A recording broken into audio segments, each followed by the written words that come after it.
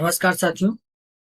हम लोग पॉलिटी की सीरीज पर चर्चा कर रहे थे और पॉलिटी पर हम लोग पार्लियामेंट पर पहुंच गए थे। हमने संसद पर डिस्कस कर लिया था और संसद की कार्यवाही को हम लास्ट लेक्चर में समझ रहे थे। उसमें प्रयोग होने वाले महत्वपूर्ण शब्दों को हम जानने की कोशिश कर रहे थे। इसमें स्थगन प्रस्ताव है, आपका अविश्वास प्रस्ताव है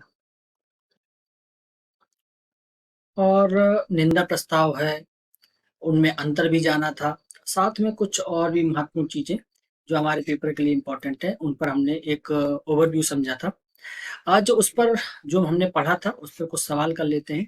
देखते हैं ज़रा कितनी तैयारी हमने कर ली है और आयोग किस प्रकार के सवाल हमसे पूछ सकता है, जो हमको पता होना चाहिए।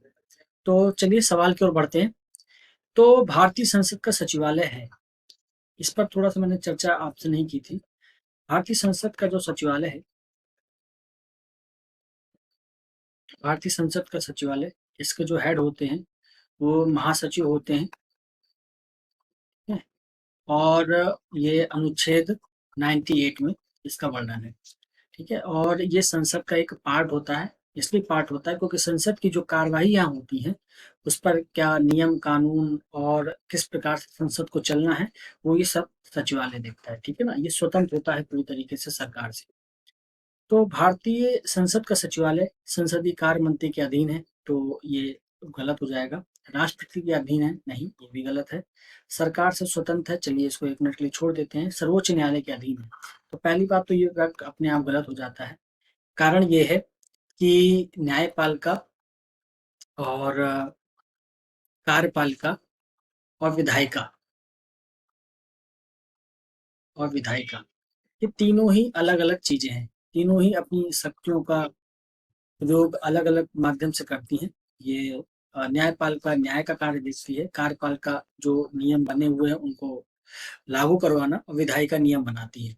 और आपको मैंने अनुच्छेद 50 पढ़ाया था मूल अधिकार पे, सॉरी, अ, आपको डीपीएसपी पे पढ़ाया था। मैंने उसमें पढ़ाया था आपको कि अनुच्छेद 50 के तहत शक्ति के पृथक्करण की बात की गई थी। तो वो भी जो शक्ति का पृथक्करण है ना, तो न्यायपालिका ने उसको अ, संविधान का मूल ढांचा माना है, ठीक है? तो इसलिए इसका प्रयोग तो स्वयं मूल ढांचे के रूप में किया जाएगा। तो जो ये भारतीय संसद है, तो संसद पे न्यायपालिका का डायरेक्ट हस्तक्षेप कोई नहीं हो सकता, ठीक है? वो बाकायदा जो संसद ने नियम बनाए हैं, उन नियमों की न्यायिक समीक्षा कर सकती है।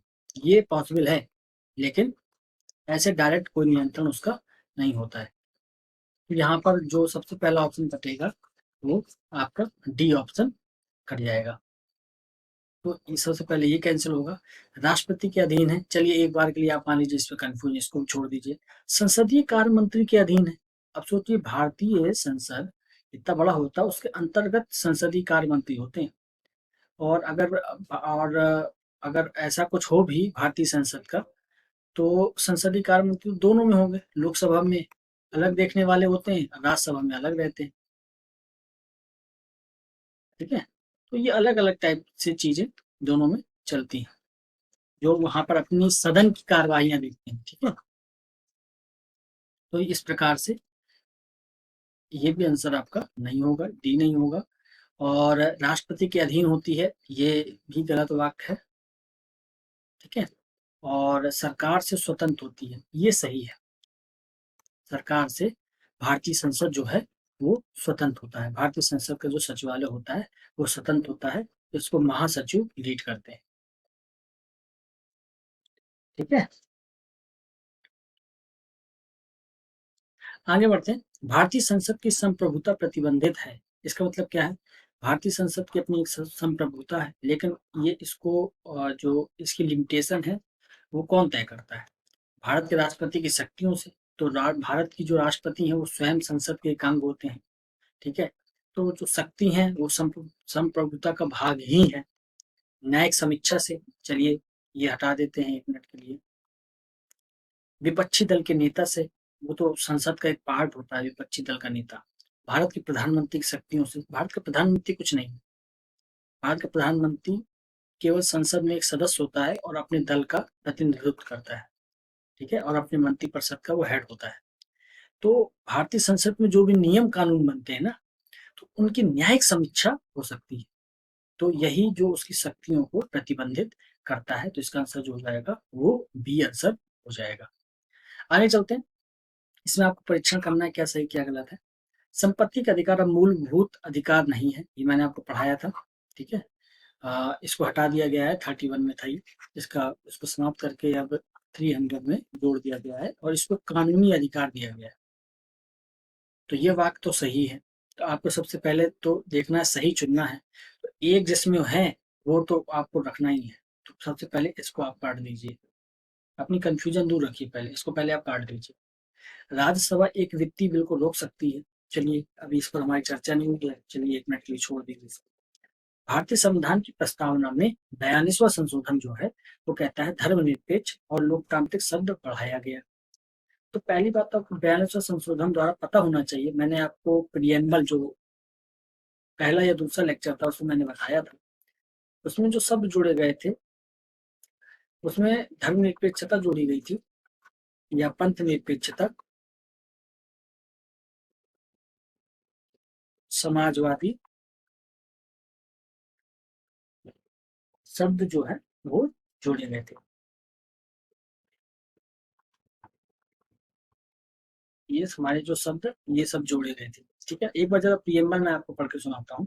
उस पे लिखा हुआ था भारत के लोग भारत को एक संपूर्ण प्रभुत्व संपन्न समाजवादी पंथ निरपेक्ष लोकतांत्रिक राज्य बनाने के लिए, ठीक है, लोकतांत्रिक गणराज्य बनाने के लिए। तो समाजवादी शब्द है ये 42 संविधान संशोधन से आए, धर्मनिरपेक्षता 42 संविधान संशोधन से आई, और एक शब्द और जोड़ा था जिसको हम अखंडता बोलते हैं। भारत की एकता शब्द बस था, लेकिन उसमें अखंडता जो शब्द है इसको भी जोड़ा गया था। तो लोकतांत्रिक शब्द जोड़ा गया था, ये तो गलत हो जाएगा। तो ये पहले सही था हमारे में, तो 3 भी गलत हो जाएगा। तो 3 वाला भी आप गलत कर दीजिए, उसको कैंसिल कर दीजिए, तत्काल सही बोलना है। संसद के दोनों सदनों में कोई विवाद लोकसभा की अध्यक्ष की व्यवस्था द्वारा सुलझाया जा सकता है। पहली बात तो संसद के दोनों सदनों में कोई विवाद होता है तो उसको राष्ट्रपति सॉल्व करते हैं। किस चीज के माध्यम से? वो 108 अनुच्छेद का प्रयोग करते हैं और उस शक्ति के माध्यम से वो संयुक्त बैठक बुलाते हैं। संयुक्त बैठक बुलाते हैं और संयुक्त बैठक की अध्यक्षता लोकसभा अध्यक्ष करते हैं, ना कि लोकसभा अध्यक्ष को व्यवस्था बनाती है इस प्रकार से। ठीक है, तो राष्ट्रपति व्यवस्था बनाते हैं। ये वाला वाक्य अगर राष्ट्रपति यहाँ लिखा होता तो एक बार शब्द भी इसको कहा जा सकता है। तो यहाँ पर जो हमारा कथन हो जाएगा वो ये भी गलत हो जाएगा, चौथा वाला भी, तीसरा वाला भी, दूसरा वाला भी। तो मैंने आपसे कहा ना, मैंने अभी आपको इसके बारे में कुछ नहीं बताया, लेकिन इसकी हमें आज इसमें आंसर में जरूरत भी नहीं पड़ी। इसका आंसर क्या हो जाएगा? 1 और 2। ऐसे कई सवाल आपके सामने आएंगे जहां पर आपको 1 या 2 वाक्य नहीं आ रहे होंगे, लेकिन ऊपर के 1 या 2 वाक्य आ रहे होंगे, आपको उन्हीं में से आंसर्स निकालने हैं। संसदीय प्रक्रिया में ग्लोटिन का क्या अर्थ है? कल मैंने आपको बताया था ग्लोटिन प्रस्ताव, है ना। ग्लोटिन प्रस्ताव ये होता है कि समय हमारे पास संसद में कम रह गया है और बिल बहुत बड़ा है, चर्चा करनी है, तो उसके कुछ मुख्य भाग पर चर्चा कर ली हमने, शेष भाग मान लिया जाता है कि चर्चा हो गई और उसको मतदान के लिए रख दिया जाता है। तो इस प्रकार से सदन को स्थगित कर देना, ये तो स्थगन प्रस्ताव है। इसको एडजमेंट ये करते हैं आपके लोकसभा अध्यक्ष, तो ये तो हो नहीं सकता। सदस्यों द्वारा सदन का बहिष्कार, इसका भी कोई मतलब नहीं है। विधेयक पर बहस को जारी रखना, अगर बहस जारी रहेगी तो फिर ग्लोटिन का मतलब ही नहीं रहा। फिर ग्लोटिन कहाँ होगा? ग्लोटिन मतलब होता है गलत आवाज। कुल मिलाकर विधेयक पर बहस बंद कर देना और मतदान के लिए रख देना, बस ये थोड़ा सा सेंटेंस दूसरी तरफ से लिखा गया है। तो इसका जो आंसर है वो आपका ये हो जाएगा। ठीक है, आगे बढ़ते हैं। तारांकित प्रश्नों के विषय में सही क्या है? तो कल हमारी चर्चा हुई थी तारांकित प्रश्न कौन से होते हैं। ऐसे प्रश्न जो मौखिक रूप से जिनका आंसर दिया जाता है। ठीक है, और इसका पूरक सवाल भी इस पर हो सकता है। तो 2 चीजें तो आप देख लीजिए, उत्तर मौखिक दिए जाते हैं, ये तो सत्य है। पूरक प्रश्न पूछे जा सकते हैं, ये भी सत्य है। उत्तर लिखित दिए जाते हैं, वो अतारांकित प्रश्न होते हैं। ठीक है, सामान्य भाषा में बात बता रहा हूँ, अतारांकित प्रश्न होते हैं। ठीक है, और पूरक प्रश्न नहीं पूछे जा सकते, तो पूछे जा सकते हैं मौखिक में, तो ये भी गलत हो जाएगा। उत्तर तारांकित, ये ये जो 2 और 4 है, ये अतारांकित यहाँ लिखा होता तो ये 2 और 4 सही होते, लेकिन यहाँ तारांकित लिखा है, 1 और 3 सही होंगे, ये ऑप्शन सही होगा। तो आप समझ रहे हैं ना, जो महत्वपूर्ण शब्दों पर हमने चर्चा की थी उसी पर सवाल बना करते हैं सीधे डायरेक्ट। आगे देखते हैं, भारतीय संसद में स्थगन प्रस्ताव लाने का क्या उद्देश्य है? स्थगन प्रस्ताव मतलब हम जो संसद की कार्यवाही चल रही है उसको हम थोड़ी देर के लिए स्थगित करना चाहते हैं, इसके लिए स्थगन प्रस्ताव लाते हैं। क्यों लाते हैं? मैंने कल आपको बताया था, बहुत महत्वपूर्ण कोई मुद्दा हो उसको अगर हमें चलाना है तो स्थगन प्रस्ताव सामने रखा जाएगा। लेकिन ये बहुत महत्वपूर्ण है, कम से कम 50 सदस्य इसमें लगने चाहिए। कोई महत्वपूर्ण मुद्दा हो, उस पर कोई न्यायपालिका में उस पर कोई विचार नहीं चल रहा हो और सदन में इससे पहले कभी चर्चा ना हुई हो, इस टाइप की इसमें कुछ महत्वपूर्ण बातें कल हमने समझी थी। तो सार्वजनिक महत्व के निश्चित अत्यावश्यक मुद्दे पर बहस करने हेतु इसको लाया जाएगा। ठीक है, सूचना प्राप्त करने हेतु ऐसा कुछ नहीं है। किसी अनुदान की मांग में ये कटौती प्रस्ताव हो गया। अनुचित व्यवहार पर रोक लगाने के लिए ये तो अलग चीज होगी। अनुचित व्यवहार पर रोक लगाने के लिए वो तो अलग चीज है। अनुचित व्यवहार हो गया या गलत तथ्य हो गया, उसके लिए निंदा प्रस्ताव भी लाया जा सकता है। इसलिए ये सबसे सटीक आंसर है, वो आपका ये हो जाएगा। आगे चलते हैं। लोकसभा के प्रक्रिया और कार्य संचालन नियम के अंतर्गत नियम 370 के अधीन लोकसभा के सदस्यों द्वारा एक दिन में अधिकतम कितने मामले उठाए जा सकते हैं? तो देखिए, एक बात तो ये है कि कितने मामले उठाए जा सकते हैं, इसका आंसर 30 है, इसको आप रख लीजिएगा। क्योंकि इसके पहले जो व्यवस्था थी 2010 तक, वो करीब 20 प्रश्नों की थी। लेकिन बहस जो अच्छी हो, मामले अधिक से अधिक उठाए जाएं, इसलिए 30 प्रश्न तक इसकी संख्या को बढ़ा दिया गया है 2015 से। ठीक है, तो ये याद रख लीजिएगा, इसको नोट ही कर लीजिएगा, ये बिल्कुल डायरेक्ट फैक्ट है, 30 हो गया है इसका। कौन से राष्ट्रवादी नेता थे जो 1925 में केंद्रीय विधानसभा का अध्यक्ष चुना गया? तो आप पहले तो ये याद रखिए, कौन से पहले 1925 में विट्ठल भाई पटेल, हमारी सबसे पहले इसमें चर्चा हुई थी, कल भी हमने उस पर चर्चा की थी। प्रमुख जो फैक्ट है जो कि पीसीएस में जो पहली स्लाइड थी उस पर हमने इस पर चर्चा की थी। विट्ठल भाई पटेल पहले जो मेंबर थे, वो उनका चुनाव किया गया था अध्यक्ष के रूप में। अब देखिए, भारतीय संसद का स्वर्ण जयंती समारोह मनाया गया था, ये भी फैक्ट आप याद कर लीजिएगा। पहली बात तो भारतीय संसद का स्वर्ण जयंती समारोह, स्वर्ण जयंती से आप क्या समझते हैं? इसके 50 वर्ष पूरे हो गए। ठीक है, और 75 वर्ष पे डायमंड जुबली बना लेती है, ये है आपकी गोल्डन जुबली। 25 वर्ष पे आप सिल्वर जुबली मनाते हैं। तो भारतीय संसद का लिए जुबली क्या होगी? जब भारतीय संसद का गठन होगा, तो गठन कब हुआ था? 1952 में। लेकिन कोई ना कोई डेट तो होगी ही। तो 13 मई 1952 को संसद की जब पहली बैठक बनी थी, हुई थी, तो उसको ही संसद उस दिन से चालू हो गई थी, तो उसको संसद की वर्षगांठ बोलते हैं। ठीक है, ये आपकी बर्थ डेट है 13 मई 1952 भारतीय संसद की। तो स्वर्ण जयंती समारोह 2002 में मनाया गया था, 50 साल आप काउंट कर लेंगे तो 13 मई 2002 इसका आंसर हो जाएगा। इसको भी आप रख लीजिएगा।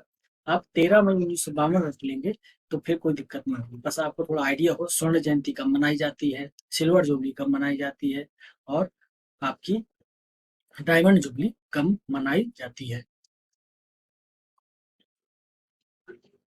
अभी मैंने आपको पहले क्वेश्चन में समझाया था, यहाँ देखते हैं। संसद के अधिकारियों में सम्मिलित है, संसद के अधिकारियों में, अधिकारियों के लिए मैंने अलग से एक पीठासीन अधिकारियों का एक पूरा लेक्चर बनाया था, देखते हैं आपको याद है कि नहीं। अध्यक्ष शामिल होते हैं, उपाध्यक्ष शामिल होते हैं, अध्यक्ष राज्यसभा शामिल होते हैं, ठीक है ना, और उपसभापति या उप अध्यक्ष जो है, उपाध्यक्ष राज्यसभा भी शामिल होते हैं। 3 तो शामिल होते हैं, ए बी डी। 1 2 4 यहाँ कोई आंसर नहीं है, यानी सभी 4 हो जाएगा। ठीक है, क्योंकि महासचिव जो लोकसभा होती है उस पर हमने चर्चा नहीं की थी। ये 98 के तहत जो संसद का सचिवालय होता है, ये उसको चलाते हैं। ठीक है, ये बिल्कुल स्वतंत्र संस्था है सरकार से। संसद का जो सचिवालय होता है उसके हेड जो होते हैं महासचिव होते हैं, और ये इस प्रक्रिया को चलाते हैं। ठीक है, समझ गए? चलिए आगे बढ़ते हैं। संसद के दो सत्रों के बीच अधिकाधिक होगा, यहाँ पे अधिकाधिक अंतराल कितना होना चाहिए, मैक्सिमम कितना गैप हो सकता है दो सत्रों के बीच। तो कल मैंने आपको बताया था 6 माह से अधिक का गैप नहीं होना चाहिए। ठीक है? 6 महीने का गैप मैक्सिमम हो सकता है, 6 माह से अधिक का नहीं होगा। एक वर्ष में कम से कम कितनी बार संसद की बैठक होना आवश्यक है? तो जब 6 वर्ष से अधिक नहीं होगा तो 12 महीने होते हैं, तो 6 माह से अधिक हो नहीं सकता गैप। तो 6 6 माह में तो कम से कम 2 बैठक तो होनी ही चाहिए मिनिमम। हालांकि वर्तमान में 3 बैठकें तो होती हैं, बजट, मानसून और आपका शीतकालीन सत्र। ठीक, आगे बढ़ते हैं। बिना अनुमति के कितने दिन संसद में अनुपस्थित संसद में अनुपस्थित रहने पर कोई भी सांसद जो है अयोग्य माना जा सकता है? तो मैंने आपको अनुच्छेद 101 बताया था, याद रखिएगा। 101 में साफ साफ लिखा है कि अगर वो बिना परमिशन लिए, ठीक है, अगर वो 60 दिन तक लगातार बैठकों में गायब रहता है तो उसे अयोग्य घोषित किया जा सकता है। 103 के तहत राष्ट्रपति ही इस बात को तय करेंगे। ठीक, किसी मंत्री के विरुद्ध विशेषाधिकार प्रस्ताव उठाया जा सकता है। विशेषाधिकार प्रस्ताव का मतलब आप समझ रहे हैं, जब वह सरकार में विश्वास खो देता है तो उसके लिए तो विश्वास प्रस्ताव आता, अविश्वास प्रस्ताव। यहाँ पर लाएंगे आप नो कॉन्फिडेंस मोशन। लंबे समय तक स्वयं को अनुपस्थित रखता है, इसका कोई मतलब नहीं। चलिए कोई बात नहीं, मान लीजिए थोड़ा कंफ्यूज है। किसी मामले के तथ्यों को रोकता है या तथ्यों का बिगड़ा हुआ वर्णन देता है। तो कल मैंने आपको बताया था विशेषाधिकार प्रस्ताव जो लाया जा सकता है, वो सदस्य ला सकते हैं, कह सकते हैं कि मंत्री ने हमको गलत जानकारी दी और ये हमारे विशेषाधिकार का हनन है, क्योंकि साफ साफ लिखा हुआ है कि जो लोकसभा के सदस्य होते हैं उनका व्यक्तिगत और सामूहिक विशेषाधिकार होता है। ठीक है ना, कि 40 दिन पूर्व से लेकर 40 दिन बाद तक कोई उनको गिरफ्तार नहीं करेगा अगर दीवानी मामला है। तो इस प्रकार की कई चीजें उसमें वर्णित है। तो ये अगर वो तथ्यों को रोकता है या तथ्यों का बिगड़ा हुआ वर्णन करता है तो उसके खिलाफ हम विशेषाधिकार प्रस्ताव ला सकते हैं। मंत्रिमंडल के सामूहिक उत्तरदायित्व से बचने के लिए इसके लिए भी नो कॉन्फिडेंस मोशन आता है, नो कॉन्फिडेंस मोशन। ठीक है, तो ये हमने कुछ करीब 15 के आसपास सवाल हमने हल कर लिए थे, जो हमने पिछले जो 2 लेक्चर में हमने पढ़ा था संसद में। तो ये उन्हीं पर कुछ सवाल थे जो हमारे आयोग में विगत कई वर्षों में पूछे गए हैं और आप समझ गए होंगे। बहुत टफ नहीं आता है, बस आपको थोड़ा सा कॉन्सेप्ट पता होना चाहिए और सब चीजें ना भी पता हो तब भी हमारा आंसर जो है वो निकल सकता है। तो जितना भी पढ़िए उसको थोड़ा सा रिवाइज करिए और अपने कॉन्सेप्ट जरूर क्लियर रखिएगा। ठीक है, तो आज हम इतना ही रखते हैं और ये टेलीग्राम लिंक है, आप इसको ज्वाइन कर सकते हैं। फिर हम नेक्स्ट लेक्चर में मिलेंगे, अभी थोड़ा प्रश्नों को ही देखेंगे और इसके बाद हम जुडिशरी या न्यायपालिका को चालू करेंगे। तो आज हमने बहुत ढेर सारी चीजें समझ ली, क्वेश्चंस के माध्यम से हमने जो जो पढ़ा था उसका रिवीजन भी हो गया एक बेहतर, और संसद की बहुत सारी चीजें हमारी कवर हो गई। और जो थोड़ा बहुत होगा वो समय समय पर जब हम क्वेश्चंस हल करेंगे और टॉपिक्स पढ़ेंगे तो वहां पर धीरे धीरे वो चीजें आती जाएंगी। ठीक है, तो ये हमारे एक तरीके से संसद की जो प्रक्रिया है वो कंप्लीट हो जाती है, वो आगे बढ़ेंगे नेक्स्ट टॉपिक से। ठीक, तो आज इतना ही रखते हैं, फिर नमस्कार।